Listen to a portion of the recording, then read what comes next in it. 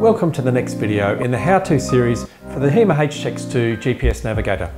Today we're going to look at the waypoints, how to record them, how to navigate to them, and how to turn them on and off on your maps.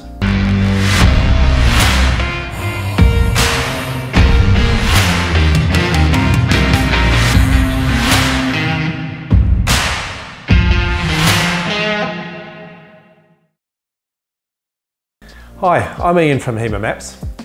Let's get straight into it. A waypoint is a location that you wish to record.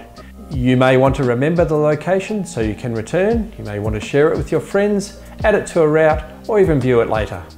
You can add a waypoint in any map mode that you require, whether it's on-road, off-road, or adventure maps. To record a waypoint, simply press and hold on that particular location on the screen. For example, I'm pressing and holding on Jarrahdale State Forest as my first waypoint.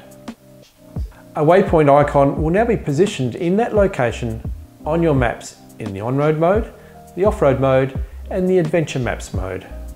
If you press the icon, its details will become available and you can edit it or navigate to it from your current location.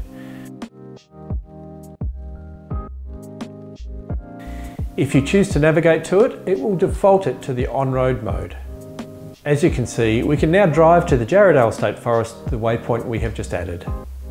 You can turn waypoints off and on by a light touch of the screen to bring up the menu on the left-hand side and select the flag or waypoint icon. If you want to look at all the waypoints that you've added, they're available in the main screen, in the main menu. Just press in the top left-hand corner and scroll down to waypoints. Press on waypoints and you'll see the list of all the waypoints that you've added. You can edit them here, you can delete them, or you can navigate to them through this menu as well.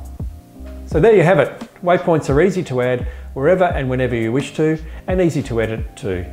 The next video in this series, we'll look at the settings in the HX-2.